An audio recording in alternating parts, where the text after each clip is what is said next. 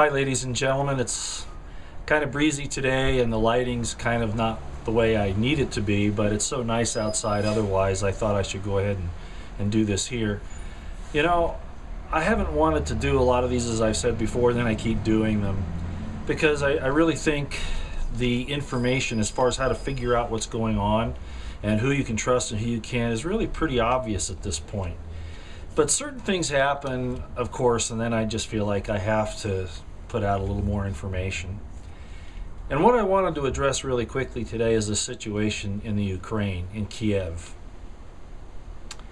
If you look on a map, you'll see something that's very important. Chechnya, Georgia, those areas of Russia, and the Ukraine are very close geographically. And in both cases, remember, as we said before, maybe you don't believe this, but I think the situation from the Boston bombing and what the Saudi Arabian Prince Bandar said about that they would do terror attacks in Russia, which we saw actually happen through the Chechens or whoever, Al-Qaeda of course. But the U.S. intelligence services, the Western intelligence services, Britain, all of those, have used their influences to support these rebellions, these disturbances in Chechnya, which is not far from the Ukraine. Remember a few years ago there was that whole situation with the war between Georgia and Russia, and the fact of the matter is that Western intelligence services promoted that, and were even giving disinformation to the United States citizens about what was really happening there. And we're seeing that happen again now with the Ukraine. Just as Western intelligence services were involved in the Chechen rebellion, in that whole civil war and the movement against Russia, so we're seeing the same thing in the Ukraine. Okay? So what I would like you to do, I'm not going to go through all the details, I'm just going to point out one more thing here. Why, when it has an elected government by the people that recognize the dangers of joining the EU, NATO, and the Western banking cartel, why, when the people in the Ukraine should have seen what happened to Cyprus, remember when they took the money from the Cypriot banks, from their savings accounts, and the EU's talking about doing that across the board again, why would these people be so intent on joining the EU and be upset when their government, rightly so, decided not to do it, and would follow the same type of pattern as Iceland? Iceland pulled out. They don't deal with those banking systems anymore, even with the threats that were made against them. So I want to point that out to you. I'm not going to take it much further than that. I just want to tell you that what's going on here is, again, the effort for the neocons, the Western intelligence services, military-industrial complex, through the mouth of their puppet, Obama, to get involved in something that we have no business in at first, but worse, something that we have made worse by our actions to try to destabilize the area. Yes, it is us. So I want you to think about that. The American people got up in arms about this whole Syria thing, and we were able to stop that. But as you see, when one door closes for these people, they look for another, and they try to justify it to us so that we'll go along with it. And the information that they give us is always one-sided. It never gives the truth. What's the first casualty of war? Truth. And these people in Washington, D.C. are at war with everyone. They want hegemony for Washington, D.C. and nobody else. If it was a good government, maybe, but is it a good government? It's spying on our phone calls, IRS going after conservatives and Tea Party groups and etc. You got the FBI and the CIA involved in false flags, pretending like they don't know who the Zarnev brothers are when they worked with them. You see all of this that's going on. You can't trust anything they say.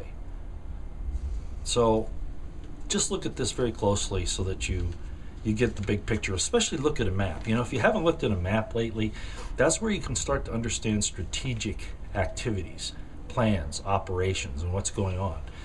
Look where Chechnya and Georgia are, and Ukraine. Look at that, and see what's going on here, and you might understand. You know, we have the whole thing with the anti-ballistic missile, or the ballistic missile system, ICBMs, and we're placing all these different things around Russia, and you know they're trying to counter it. And we're moving on China. You know, are we doing that to protect the American people? No, we're not. We're doing it for other reasons, mostly greed, mostly power, certainly not promoting peace or understanding. Do we need to defend ourselves? Yeah, but it's being taken outside the realm of defense. It's provocateuring war. That's not justified. Look at all those poor people and what they're going through. You know, I could spend all day talking about the violence and the bad things that happen around the world, but we can't solve all those things. And then what's really bad is when we instigate them or we feed them, provocateuring them, making them worse, and then using that as a reason here at home to interfere with our God-given rights as guaranteed by the Constitution and Bill of Rights. Not given to us by the government, supposedly guaranteed by the government. But they use all these things to influence us. A lot of their plans are stalling, as several of the commenters on the last video said when we did the one on reinvesting in America. Some things are stalling, but look how insidious these people are. They never stop. Okay, if this way doesn't work, they go another way, and they always do it because they have the money and the power to do it. And the only thing that's standing in their way are the people, us. So we need to step up to the plate, be vigilant, demand that they obey their laws, our laws, and stop this warmongering. It's going to end up bad for everyone if they get away with all of this.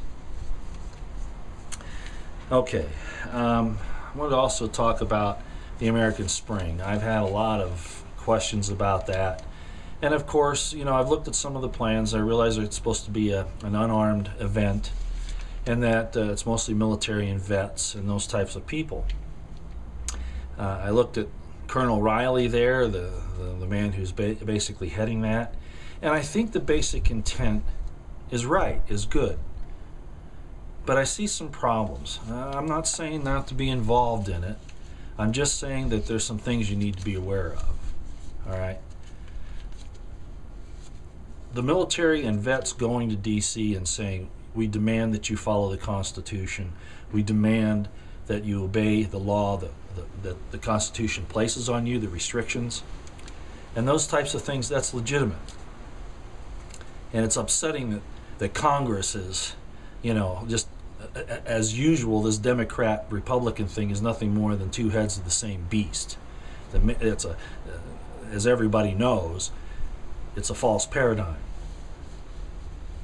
But be that as it may, it doesn't hurt to try to make it straighten itself out by doing these things like the American Spring organization is trying to do. But there are some people involved, and I'm sure there are more than just the three that I'm going to mention, that cause me some concern. The first is General Vallely. General Vallely has said a lot of neat things. He's been on a lot of, you know, radio programs and things like that. He's written some things. But General Vallely was assisting the Syrian rebels. All right? Wow. Something wrong there. You can look it up. There were some news clips about him being over in Syria and being with the Syrian rebels and helping him. Like John McCain said he didn't know who he was with when he was with Al-Qaeda. Senator McCain, whose father helped to cover up the attack by Israel on the USS Liberty, and who himself, before he got captured by the North Vietnamese, caused a destruction on the USS Forrestal because of his irresponsibility. And you go look it up and see what I'm talking about. I don't like McCain. He's a liar, a deceiver, like practically everybody else up there. But anyway, getting back to the American Spring. General Vallely. The next one, General McChrystal. Yeah, okay, Obama fired him, but what's his stand been on the Second Amendment? He took an oath to support and defend the Constitution of the United States, and he wants to take away your right to keep and bear arms. What else is he against? And then finally, this Colonel Steele guy. Well, Colonel Steele under Petraeus was the guy who tortured children and women in front of supposed Al-Qaeda members. Talk about doing things against our values. These guys, you know, they get out there and they talk about American values. What are they talking about? They don't obey any of them. They don't follow any of them. But they want to turn around and use that catchphrase to try to make us feel like that we should be doing something. No. I'd be very careful of these three men, and there are probably some others in the organization. Why am I not involved with it? I've basically said that I'm here as information. I'm here to comment. I'm here to willingly put my face out here and say, this is right, this is wrong. You look at it and see if you agree with me. And if so, then take the appropriate action if you're able to. And of course, a lot of us can't. Or it's not under the right circumstances yet. I always talk about awareness. Being aware, observing what's going on around you is winning 90% of the battle, shaping the battle space. So that's why there are people that I've referred to before, like Storm Clouds Gathering and Alex Jones, of course, and, well, just a lot of people. Ben Swan, the list goes on. James Corbett. You've heard me talk about all those before. And all these people in the alternative media, to try to raise up this awareness level, because you can't diagnose a problem unless you first recognize that the problem exists, right? You need to do your triage, you know, find out what's wrong, and then maybe we can fix it. Not that I believe this is fixable, and I think you all know that. You can't put you know, the idea of freedom and liberty is not really new wine. You know, because that's what is at the very foundation of our origins here in this country. But the bottle that holds all that is an old wine bottle. You know, it's the old feudal system. It's the contents have been changed.